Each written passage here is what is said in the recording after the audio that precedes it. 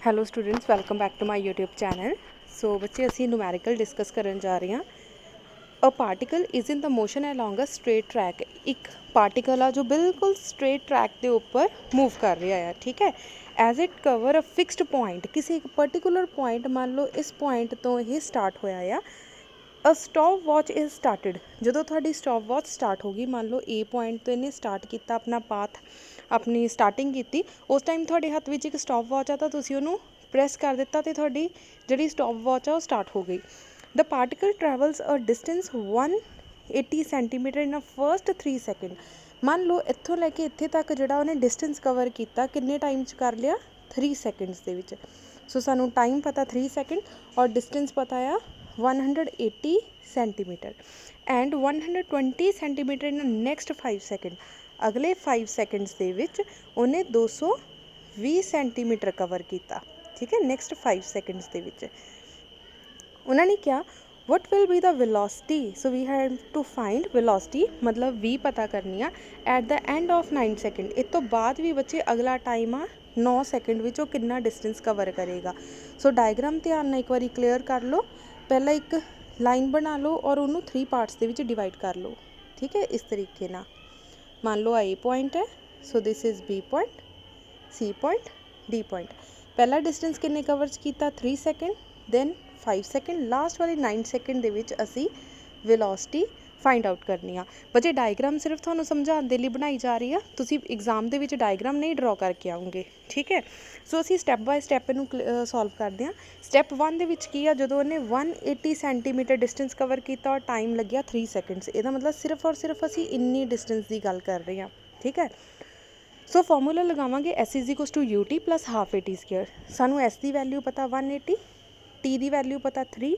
सो जो तुहानू टर्म पता तुसी वो पुट करो और एक इक्वेशन सॉल्व कर लो, ठीक है।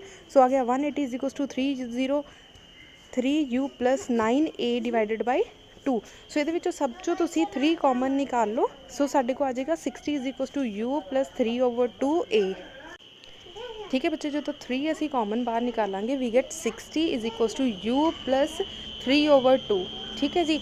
हुण बच्चे 3/2 नूं असी किद्दां लिख सकते हैं, 1.5 a. So this is our equation number 1। खुद सॉल्व करके देख लेना बच्चे इन्ना पोर्शन, अगर कोई भी पॉइंट ना क्लीयर हो तो पूछ लेना। सो सैकेंड पार्ट देखो, उन्होंने क्या 120 सेंटीमीटर डिस्टेंस कवर किया और टोटल टाइम कितना लग्या उन्होंने 5 सैकेंड। सो अगे देखो इस पार्ट की गल कर रहे हैं। सो 5 सैकेंड और डिस्टेंस कितना लग गया 220 सेंटीमीटर, ठीक है जी। यदा मतलब ए तो लैके सी तक दी असी टोटल टाइम देखना, that is 3 + 5 is equals to 8। Time कितना लग गया 8। सो टोटल डिस्टेंस कितना होएगा 180 सेंटीमीटर प्लस 220 सेंटीमीटर। सो सारा टाइम भी असी ऐड कर दिता और डिस्टेंस भी ऐड कर दिता, ठीक है जी।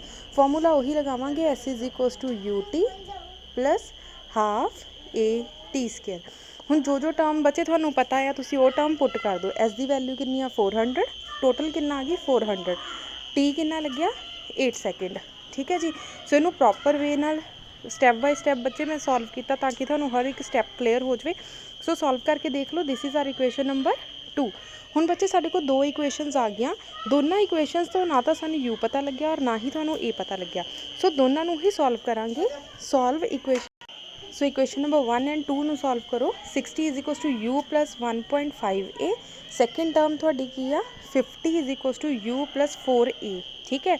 हुण देखो बच्चे यू नूं अगर यू दे नाल तुसीं कैंसल आउट करना, तुहानूं सारिਆਂ दे साइन चेंज करने पैणगे, ठीक है। जिद्दां ही साइन चेंज करांगे, ऊपर वाला यू प्लस का हो गया, नीचे वाला यू जिहड़ा आ नैगेटिव का हो गया। सो यदा मतलब पॉजिटिव के नाल नैगेटिव टर्म कैंसल आउट होगी। हुण देखो बच्चे 60 पॉजिटिव का या 50 नैगेटिव का, 60 विचों 50 गए तो साडी आ गई 10। उपर की है 1.5 पॉजिटिव का, 4 की हो गया नैगेटिव का। 4 विचों 1.5 माइनस करूँगे तो वी गेट 2.5, क्योंकि 4 माइनस का या वड्डी टर्म है तो नाल आ जाएगा माइनस।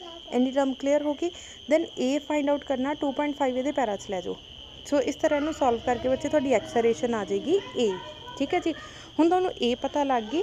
नैक्सट असी फाइंड आउट करना आ ए सी ए नूं किसी एक इक्वेशन च पुट कर दो, चाहे इक्वेशन नंबर 2 च पुट कर दो, चाहे इक्वेशन नंबर 1 च पुट कर दो। जिद्दां ही तुसीं ए की वैल्यू पुट करोगे तुहाडे कोल यू आ जाएगा, ठीक है। सो मैं चूज़ कर रही हाँ ਇਕੁਏਸ਼ਨ ਨੰਬਰ 2 'ਚ ਜਦੋਂ ਤੁਸੀਂ ਬੱਚੇ A ਦੀ ਵੈਲਿਊ ਪੁੱਟ ਕਰੋਗੇ -4 ਤਾਂ ਤੁਹਾਡੇ U ਦਾ ਆਨਸਰ ਆ ਜਾਏਗਾ 66 ਸੈਂਟੀਮੀਟਰ ਪਰ ਸੈਕਿੰਡ।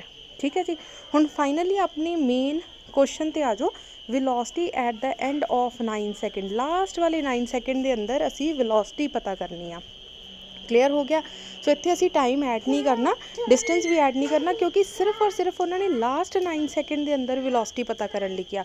ਸੋ ਫਾਰਮੂਲਾ ਅਸੀਂ ਕੀ ਲਗਾ ਰਹੇ ਹਾਂ, v = u + at। ਬੱਚੇ s = ut ਕਿਉਂ ਨਹੀਂ ਲਗਾਇਆ, ਕਿਉਂਕਿ ਸਾਨੂੰ ਡਿਸਟੈਂਸ ਨਹੀਂ ਪਤਾ। ਠੀਕ ਹੈ। ਸੋ ਅਸੀਂ v = u + at ਵਾਲਾ ਫਾਰਮੂਲਾ ਲਗਾ ਰਹੇ, ਬਿਕੋਜ਼ ਸਾਨੂੰ a ਵੀ ਪਤਾ ਹੈ।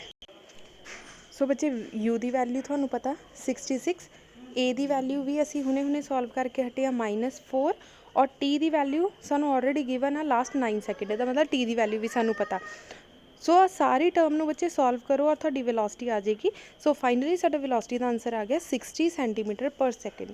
ਕਲੀਅਰ ਹੋ ਗਿਆ। ਸੋ ਕੋਈ ਵੀ ਸਟੈਪ ਅਗਰ ਨਾ ਕਲੀਅਰ ਹੋਵੇ, ਕੋਈ ਮੈਥਮੈਟੀਕਲ ਪੋਰਸ਼ਨ ਨਾ ਕਲੀਅਰ ਹੋਵੇ, ਤਾਂ ਬੱਚੇ ਤੁਸੀਂ ਪੁੱਛ ਸਕਦੇ ਆ। Thank you so much.